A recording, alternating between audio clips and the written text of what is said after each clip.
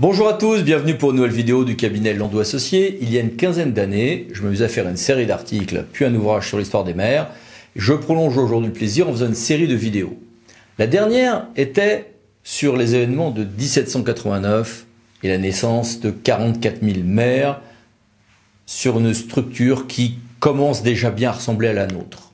Voyons ce qui s'est passé ensuite, tout au fil des années révolutionnaires. Les 44 000 nouveaux maires institués en 1789 sur les décombres de l'Ancien Régime sont rapidement entraînés dans cette tourmente révolutionnaire. Débutent 10 années de terrible instabilité avec toute une série de questions qui se sont posées, se posent encore. Centralisation, décentralisation, déconcentration, quel contrôle sur les communes? Est-ce qu'on garde des petites communes? Est-ce qu'on les fusionne? Que faire des finances ou de la fiscalité locale? Quid de la responsabilité des élus?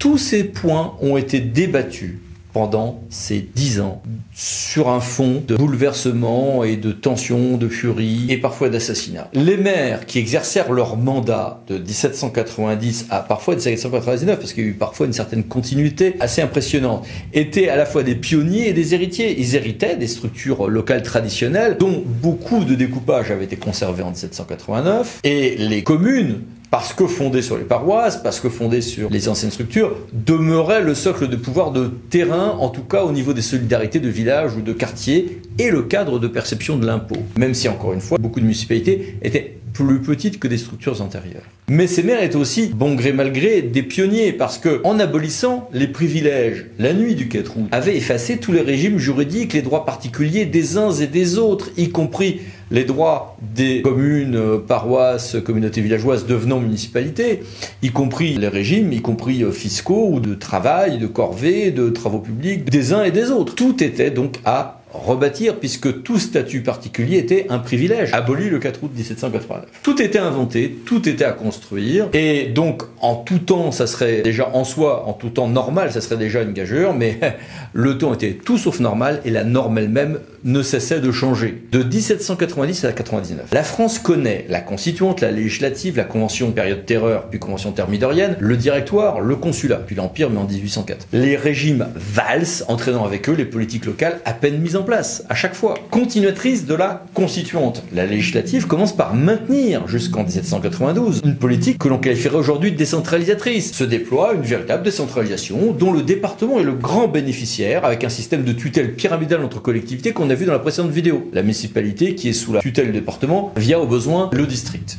Les communes se voient confier de lourdes tâches, la perception des impôts, la police rurale et générale, la valeur de la journée de travail, déterminant d'ailleurs indirectement la notion de citoyen actif et donc les électeurs, la garde nationale, la liste, puis ensuite les règles de désarmement des suspects, une partie de l'administration des biens nationaux, clergé, nobles et migrés. En pratique, donc le maire se retrouvait un personnage tout à fait central dans la commune. Nous avons vu en plus qu'il était élu directement au suffrage censitaire, séparément donc du conseil municipal, la municipalité. Mais les grandes compétences vont à ce corps municipal, ancêtre du conseil municipal, qui est en général réuni en conseil général de la commune avec les notables. En outre, le maire se retrouve concurrencé, y compris symboliquement, par le procureur de la commune dont on a parlé précédemment. Mais ce corps municipal reste loin de disposer de tous les pouvoirs. Ceci dit, des réformes déjà importantes apparaissent, comme par exemple en 1792 la publicité obligatoire des séances du corps municipal et des nouvelles règles de responsabilité de la commune, notamment en cas d'illégalité de ses actes. Mais ceci dit, sur le papier, la tutelle des élus du département sur les municipalités semble lourde. En pratique, il semblerait qu'elle ait été souvent assez lointaine en réalité. Lorsque Louis XVI tente de s'enfuir avant d'être arrêté à Varennes, la monarchie constitutionnelle continue de s'écrouler et bientôt un nouveau régime républicain va apparaître, la Convention, qui d'ailleurs vite basculera dans la terreur dictée par le comité de salut public. Le mot de terreur ayant toute une signification historiquement fort débattue. Enfin, il n'en demeurait pas moins que cette terreur voulue et assumée a conduit à terroriser tout le monde. Dans des régimes, voilà. En résumé, à 2 ans de réelle décentralisation, succèdent 2 années de reprise en main anti-fédéraliste, anti-girondine et révolutionnaire, mais dans un contexte, encore une fois, de terreur et de fuite en avant à celui qui montrera le plus de gages de ce qui ne doit pas être le prochain sur l'échafaud. La décentralisation, terme anachronique certes, est morte. Il succède une déconcentration, dirait-on aujourd'hui, plus ou moins chaotique, à charge pour les communes d'obéir sous surveillance. La commune, en réalité, en même temps, gagne plus de compétences parce que dans la déorganisation, qui était celle de la Convention première période, on avait bien besoin du fonctionnement de ces structures locales. Donc, on donne dans la condition économique qui était celle de la République, de grands nombres de compétences aux communes, aux municipalités pour la réquisition, l'approvisionnement, la conscription, la police, la justice, voire parfois même directement la répression. Pourquoi n'a-t-on pas donné ça au département? Parce qu'ils étaient suspectés souvent de fédéralisme, ou en tout cas d'état une taille qui pourrait les conduire à espérer ce fédéralisme supposé girondin et supposé porteur de tous les péchés dans une république unitaire conventionnelle.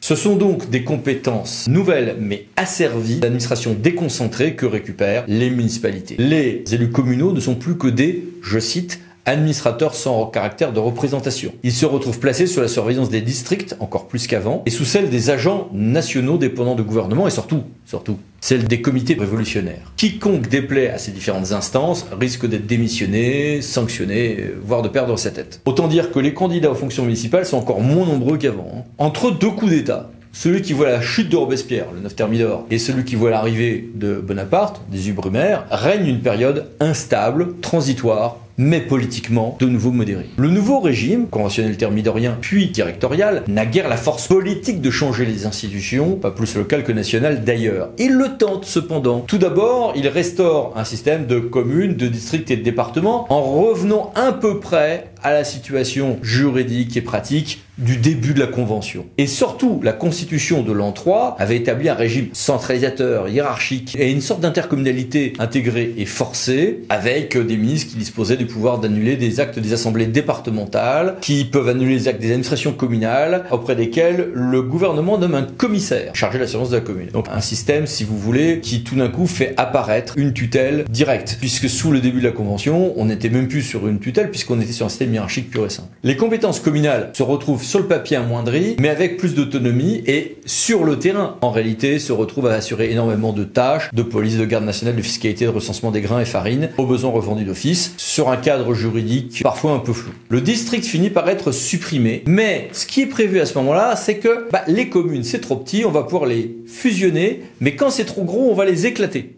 En clair, on a vu les effets de la centralisation des pouvoirs par un régime de dictature de comité pendant la première période de la Convention. Donc finalement, on se méfie et on morcelle les pouvoirs. Donc petites communes, ça fait pas peur, on les regroupe parce que sinon c'est pas efficace. Les grosses, on les coupe en petits morceaux. On obtient un système super compliqué. Les communes de plus de 100 000 habitants vont être éclatées en 3 arrondissements entre 30 et 50 000 habitants, dotés des principaux pouvoirs municipaux. Par contre, les communes entre 5 000 et 100 000 habitants demeurent à peu près telles quelles. Et les communes de moins de 5 000 habitants sont regroupées au niveau du canton, dont l'organe délibérant est l'Assemblée de canton. Ça fait penser un petit peu à ces recompositions en fonction de seuil de la loi NOTRe par exemple. Comparaison n'est pas raison, mais il y a une sorte de raisonnement d'en haut de se dire c'est quoi une bonne taille et je vais l'appliquer sur le terrain qui parfois peut avoir sa logique et parfois peut faire sourire quand même face à la diversité des réalités du terrain. Cette assemblée, dotée des principaux pouvoirs, va être composée de l'agent municipal, le maire, de chaque commune ainsi que de son adjoint. Alors on se retrouve du coup à avoir des idées de regroupement, de fusion, de scission. En réalité, il y avait eu des débats sur ce point continuellement depuis 1790. Au nom de la rationalisation des équipements, des dépenses de personnel, des aménagements de locaux, mais aussi de la difficulté à trouver des administrateurs instruits, sachant lire, écrire, compter, ayant un minimum de compétences. Cette organisation du territoire en entités plus ou moins composites de 5 000 à 50 000 habitants était-elle viable ?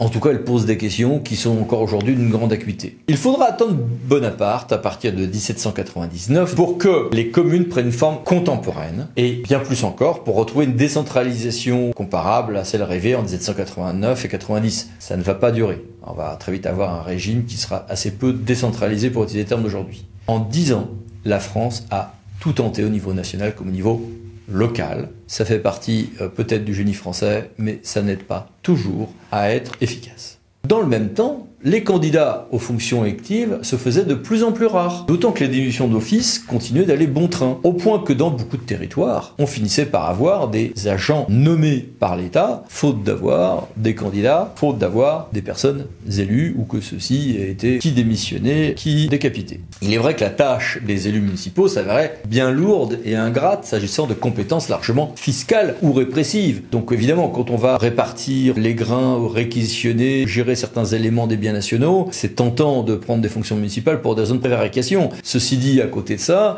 vous aviez des compétences dont on voit qu'elles étaient foncièrement dangereuses et impopulaires. Et soumises à de nombreuses surveillances, ces fonctions locales restaient exposées à un important risque de mise en cause de responsabilité, déjà. Et puis il y a l'établissement aussi de toute la fiscalité qui va être celle des collectivités territoriales jusqu'à quasiment la fin du XXe siècle, qui se fait plus ou moins à cette période-là. En 1789, il était urgent d'organiser la fiscalité du royaume au niveau de l'État royal, mais également local. Les caisses de l'État était vide, c'était déjà la raison de la réunion des États généraux, mais aussi en raison des conséquences financières de la suppression des privilèges de la nuit du 4 août. Car l'abolition des privilèges emportait aussi la suppression de tous les droits perçus par les structures communales, qui étaient évidemment très impopulaires. Comme le disait Léon Becquet en 1884, les communes avaient gagné de ceci l'exonération de droits de triage qu'avant elles payaient et qui bénéficiaient aux nobles, mais elles perdaient d'un autre côté les droits qu'elles percevaient sur toutes les formes variées. Messagerie, octroi, consommation, tout ceci était disparu.